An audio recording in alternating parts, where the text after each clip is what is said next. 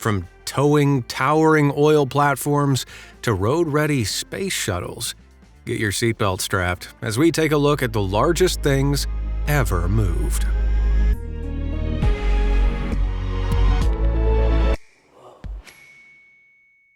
They see me trollin'. At 1,549 feet tall, the Troll A platform, found in the middle of the North Sea, is a super soaring structure.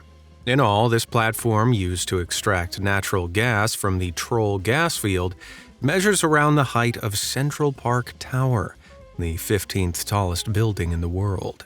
Not that you'd be able to tell that from looking at it, though. You see, this platform is mostly made up of 4 legs descending down nearly 1,000 feet to the seafloor. The question is, how did something so big end up here?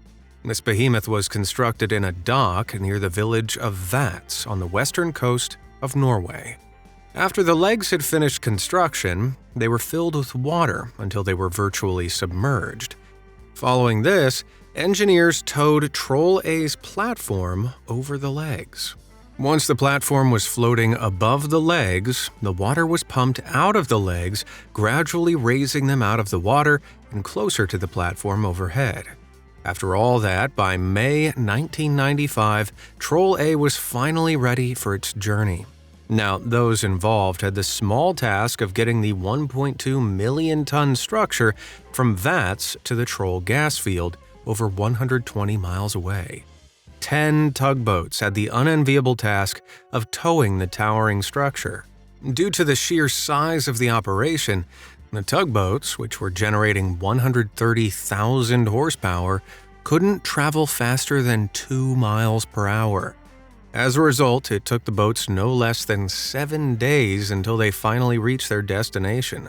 From there, Troll A's legs were once again filled with water until they were resting on the seabed nearly 1,000 feet down, where they were fixed in place by attaching suction buckets to the base of the structure, which grip the seafloor via a permanent vacuum seal. With the anchors in place, water was pumped out of the legs once more, finally finishing this enormous operation.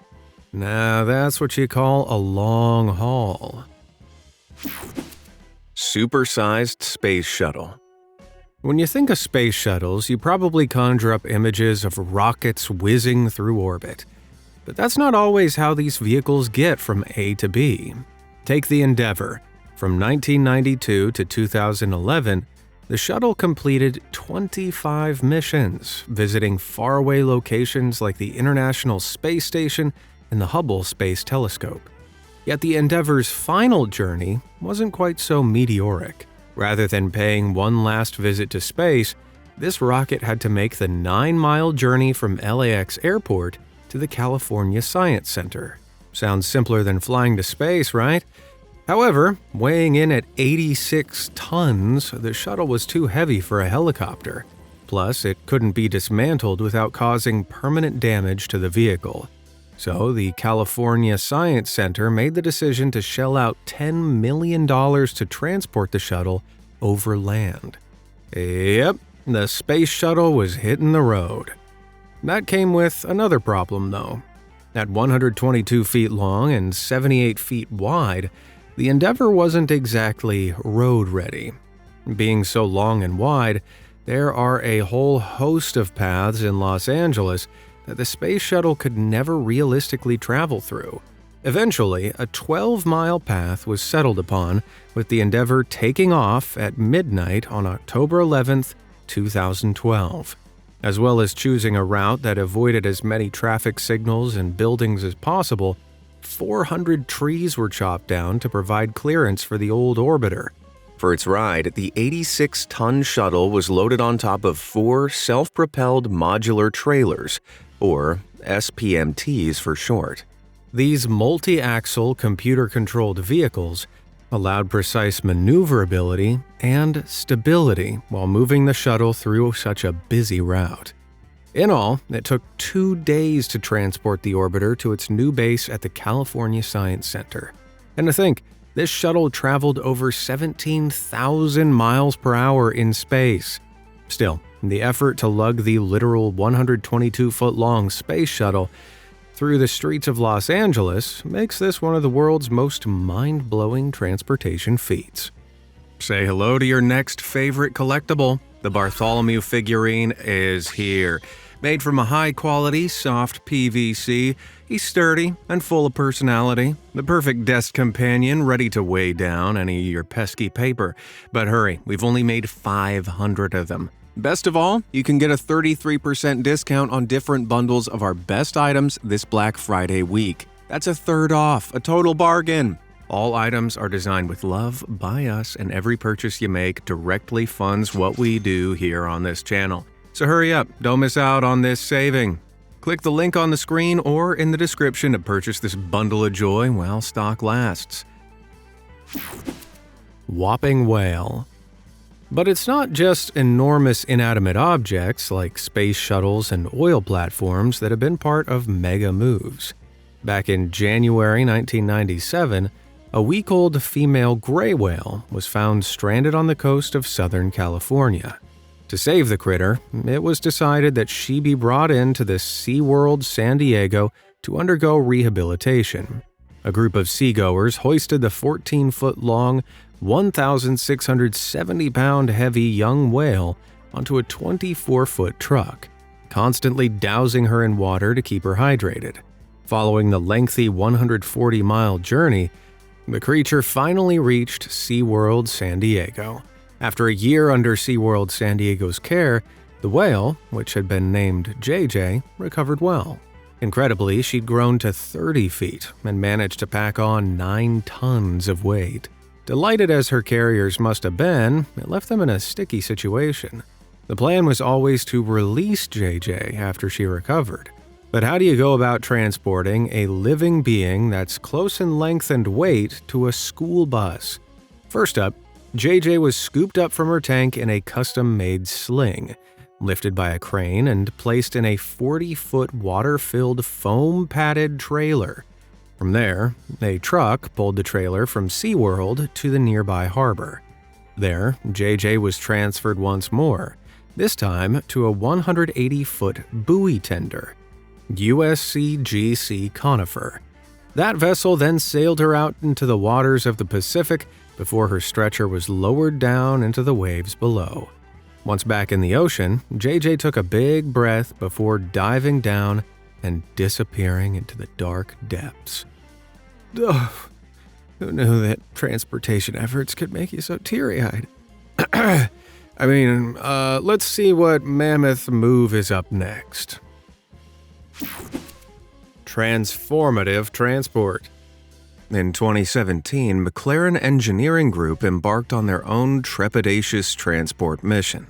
They were tasked with moving a heat recovery steam generator, or HRSG for short. This is a very important piece of kit in power plants, used to capture waste heat from gas turbines. The generator McLaren moved was a neck-breaking 130 feet tall and weighed some 4,000 tons. Essentially, this cargo was close in height to the Arc de Triomphe and around as heavy as 70 standard American homes. Oof. On top of that, McLaren Engineering Group had to somehow transport this thing down 130 miles from Ravenna, New York, to a power plant in Sawarren, New Jersey. Unsurprisingly, it was ruled that the colossal cargo was too tall to make the trip on land. Instead, it was decided the best route would be down the Hudson River. So, a fleet of 5 self-propelled modular trailers delivered the HRSG onto a 400-foot-long barge, which would be towed by 3 tugboats. Fortunately, the HRSG was just small enough to allow the barge to sail just below bridges en route, with some offering as little as 9 feet of clearance. So stupendously large was this shipment, the barge even beamed red and white marker lights to alert small aircrafts of its presence. Incredibly, though, after 36 hours on the water, traveling at a snail-like 5 miles per hour, the humongous unit reached its new home at Sawarren. Man, that's one monumental moving mission. Lugging Liberty. Whether it's the Empire State Building, One World Trade Center, or the Statue of Liberty, New York has some of the world's most recognizable attractions dominating its skyline. But while the Empire State Building and One World Trade Center were constructed in the Big Apple, the same can't be said for Lady Liberty. In the 1860s, French intellectual Édouard de La Boulaye proposed that a statue representing liberty be built to mark the 100th anniversary of U.S. independence, as well as the country's friendship with France. So, starting in 1876, French sculptor Frédéric Auguste Bartholdi began work on the construction of the statue. By 1884, the 150-foot-tall, 225-ton copper and steel structure was complete. Now came the hard bit, getting the thing across the Atlantic to America. It was decided the 215-foot-long French frigate Isère would transport the statue. Cool as it'd be to have large Libby strapped upright to the hull of Isère, the risk of gales blowing this marvel into the depths of the Atlantic were too great to risk. Instead, the statue was carefully dismantled into 350 transportable pieces, which were packed into around 200 wooden crates aboard the ship. After the colossal cargo was on board, the Isère set sail, taking some 27 days until she finally reached the shores of New York. From there, the crates were unloaded onto a smaller vessel to be taken to Liberty Island, where the statue would later be reassembled in the spot where she still stands today. Man, who knew Libby had clocked up so many miles? Temple on the Run. But the Statue of Liberty isn't the only bulky bust to have undergone a major move. Back in 13th century BC Egypt, Pharaoh Ramses II oversaw the construction of the Abu Simbel complex. Carved into the cliff face were two massive temples, as well as 4 colossal statues of Ramses II, with the entire structure stretching 125 feet wide and 108 feet high. This monumental marvel stood strong for more than 3,000 years, until in the 1960s, plans to construct the Aswan High Dam right next to the structure threatened its very existence. Numerous ideas on how to save the temples were put forward. One involved building a gigantic aquarium around the temples with elevator-accessible underwater viewing chambers for visitors. Cool as that'd look, the idea was way too ambitious to get the green light. Another proposal involved raising the temples on hydraulic jacks, but the cost would have been immense. Eventually, it was decided that the Abu Simbel would be moved from the site to a nearby artificial hill. But much like the Statue of Liberty, it wasn't feasible to move this massive monument in one piece. Instead, starting in 1964, the Abu Simbel was cut up into more than 1,000 manageable chunks using specialized marble cutters. Well, I say manageable. Those blocks still weighed 30 tons. Once cubed, each piece was then picked up by a crane and dropped into a truck to be transported to a depository. When the last of the temple blocks had been moved, work began on reassembling this large, Lego-like structure. By 1968, the project was finally complete, with the Abu Simbel being returned to its ancient splendor, only now it was found 900 feet inland and over 210 feet higher than before. I guess you could say the Abu Simbel complex was moving up in the world. Rocky Road. If you thought transporting the Abu Simbel piece by piece sounded like a hard graft, it's nothing compared to what workers over in Russia had to lug back in the 18th century. In the 1760s, work began on the construction of the Bronze Horseman, a statue that was to be erected in St. Petersburg. For the pedestal, it was decided that the Thunderstone, a large boulder found in the marshland of Lakhta, would be used. The only problem? Lakhta is around 4 miles away from St. Petersburg. While cranes and trucks were used to help with the transportation of Abu Simbel, that sort of technology wasn't around in the 1700s. Instead, they had to rely on good old manpower. Considering this big boulder was 46 feet long, 16 feet high, and weighed over 1,600 tons, this was no walk in the park. 400 men were given the tough task of somehow moving the stone. So how'd they pull it off? Marinos Carburis, the man in charge of the move, waited for winter to set in. This allowed the monolith to be slid along the frozen ground through two vertical axled rotating machines, each turned by a team of more than 30 workers. To aid the effort, Carburis developed a metal sled that had run along a track. Yet, only around 300 feet of track was available, meaning it had to be constantly disassembled and relaid. Even still, the workers managed to move the boulder around 500 feet per day. If all that wasn't complicated enough, the Nevka River separates Lakhta from St. Petersburg. So, once they reached the crossing, the bulky boulder had to be transferred to a barge mounted between two warships of the Russian Navy. Following a short sail, the Thunderstone finally reached its destination in central St. Petersburg after nearly 9 months of backbreaking work. Man, all that graft for a pedestal. 18th century Russia really had no chill. Pastor Power. This bulky plane you're looking at is the CC-177 Globemaster III. Stretching to a length of 174 feet and weighing in at 208 tons, this awesome aircraft is virtually twice the length and equal in weight to a blue whale. And while it's nowhere near as heavy as the Thunderstone, what makes the moving of this aircraft so incredible is who did it. You see, back in 2009, one lone individual attempted to move the CC-177 Globemaster by themselves. Who was it? Well, probably some scary muscle man that you'd not want to lock eyes with. Well, in fact, the plane puller was Kevin Fast, a pastor at St. Paul's Lutheran Church in Canada. The plane was secured to a rope attached to Fast's body, while the pastor pulled on the thick rope to edge himself and the colossal cargo forward. Incredibly, after heaving the hull for 76 seconds, Fast somehow managed to lug the 200-plus ton load close to 30 feet. Man, just thinking about Kev's formidable feat is making me sweat. The only thing stronger than this pastor's faith in God are his calves. Building Budge.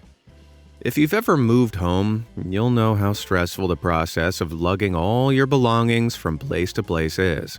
Still, that's way more chill than one house move that took place in Wuhan, China back in 2016, where the building itself was moved.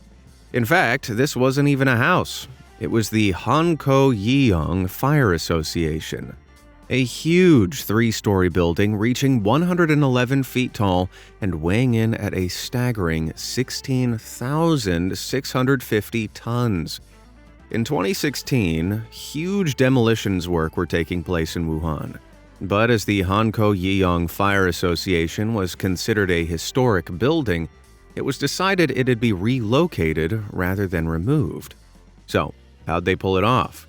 Well, while few specific details were publicly shared, based on other similar historical moves of large buildings, it's likely the building was hollowed out and reinforced before being raised using hydraulic jacks.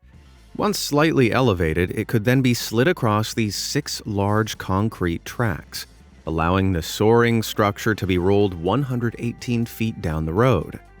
Though the Hankou Yiyang Fire Association only moved a distance slightly longer than a basketball court, the delicate move took 11 days in total. Yikes. So next time you're dreading a house move, just remember, things could be a whole lot more stressful. Lengthy load. Feast your eyes on this behemoth. What you're looking at is a giant splitter vessel. If you didn't know, this is a large piece of industrial equipment used in the petrochemical industry to help the refining process of oil and gas. In all, this particular splitter measures out at 315 feet long and weighs over 800 tons. For reference, this thing is equal in length to 18 limousines and as heavy as 4 Boeing 747-400s. Jeez, talk about a large load.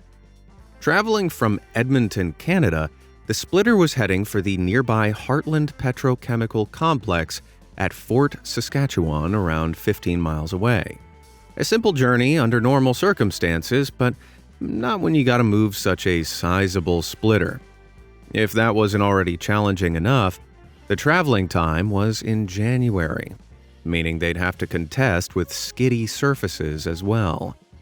It was decided the splitter, which was secured on 2 double 26 Schuylerla Intercombi trailer lines, would be pulled by 2 trucks from the front and pushed by 4 more from behind. Taking into account the size of the load and the cold conditions, the splitter, which took up the entire width of a 2-lane highway, traveled its meticulously planned route at a sensible speed of 9 miles per hour. And of course, much slower on the carefully coordinated corner turns. Much of the route took place on Alberta's high-load corridor, a specialized network of roads with minimal obstacles and wider lanes to handle the transportation of humongous loads just like this one. Finally, after 3 days of steady steering, the gargantuan splitter reached its new home at the Heartland Petrochemical Complex. I guess you could say slow and steady won that race. A very large move. In April 2014, the MV Seawall, a passenger ferry traveling to South Korea's Jeju Island, tragically capsized after making a sharp turn while battling a strong current. 3 years after the disaster, attempts were finally made to salvage the wreck. At the time of its capsizing, the vessel weighed over 6,800 tons and was carrying over 3,600 tons of cargo. As you can imagine, lifting nearly 10,000 tons of weight from the sea ain't easy. To start with, 2 huge barges were placed on either side of the wreck. Beams were then installed below the ship by digging through the seabed underneath. From there, cables were attached to a hydraulic jack system on the barges that pulled the sideways ship to the surface. Once the MV Seawall had been pulled out of the water, it was then up to the mega machine, the Hyundai 10,000 floating crane, to lift the ship into an upright position. In all, this clawing contraption is made up of 2 590-foot-long crane booms supported by 2 sets of 230-foot-high back stay supports. To haul the ship upright, the crane's 64 wire ropes attached to either side of the battered vessel, allowing the crane to pull the MV Seawall upright by gradually tilting the body of the ferry. And voila! It may not be the longest transport operation we've seen, but a vast vessel getting hauled up by a colossal crane, what's not to like? Boat boost. Now, we couldn't mention sea-based supermovers without giving a mention to boats that elevate themselves out of the water. Yes, you heard that right. And no, this isn't the work of some black magic. It's actually down to this ingenious invention known as a lift boat. At sea, these boats float on water like any other.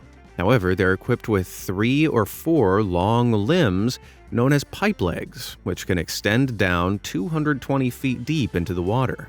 The legs are controlled using a jacking system, which lowers them to the sea floor, where they can be securely attached, either on a pre-built platform or by penetrating into the ground.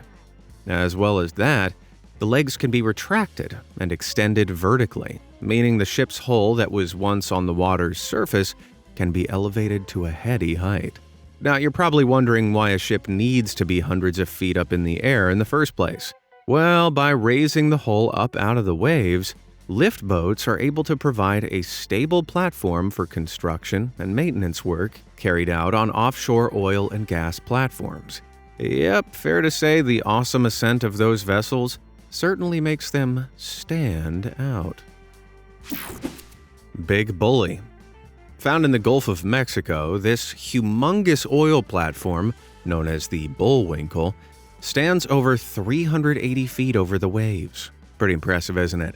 But that ain't the half of it. In fact, that ain't even the quarter of it. Below the water, this superstructure dives down a mega 1,353 feet, meaning the total length of the Bullwinkle platform exceeds 1,700 feet. That makes Old Bully about as tall as One World Trade Center. But how could something so mega get transported to the middle of the Gulf of Mexico? First, we gotta go back to 1989. This was the year that the construction of the platform had finished in Texas. By the time the jacket of the Bullwinkle was complete, it weighed around 50,000 tons, around 7 times the mass of the Eiffel Tower frame. Now construction was complete came the hard bit, moving the thing. So large was the oil platform it required a custom-built barge, stretching to some 853 feet long, allowing the Bullwinkle to be towed to its destination. Starting at the tip of Texas, 4 tugboats towed the barged Bullwinkle some 380 miles out into the Gulf of Mexico. Once it reached its destination, Bullwinkle was launched off the barge. Then workers climbed the semi-submerged structure to activate the hydraulic system, opening the flood valves, filling the hollow legs with water, and sinking the Bullwinkle down 1,350 feet to its new home on the ocean floor. Man, what a moving mission. All those involved in the transport operation really had to be on the Bullwinkle. Concrete cargo. In the Jeanne d'Arc Basin, over 2,500 miles northeast of the bulky Bullwinkle, is the site of another colossal construct. Say hello to the Hebron gravity-based structure. The Hebron oil field, located off the coast of Newfoundland, Canada, required the construction and transportation of a colossal gravity-based structure, otherwise known as GBS. To extract oil, gravity-based structures get their name from the fact that they're anchored to the seafloor by their tremendous weight.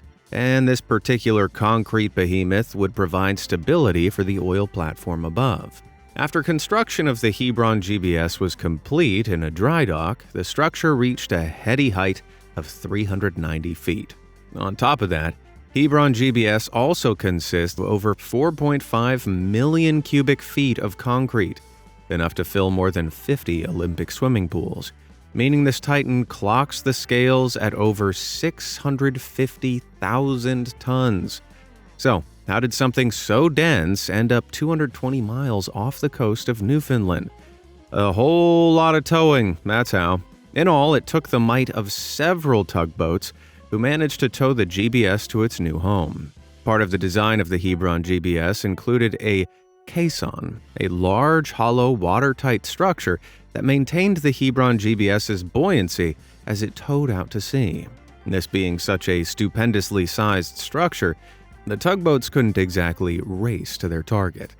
Traveling no quicker than 3 miles per hour, it took 2 weeks until the GBS reached its final destination in the Jeanne d'Arc Basin. From here, water was pumped into the Hebron GBS, sending it down into its final position. Man, that sounds like hard work.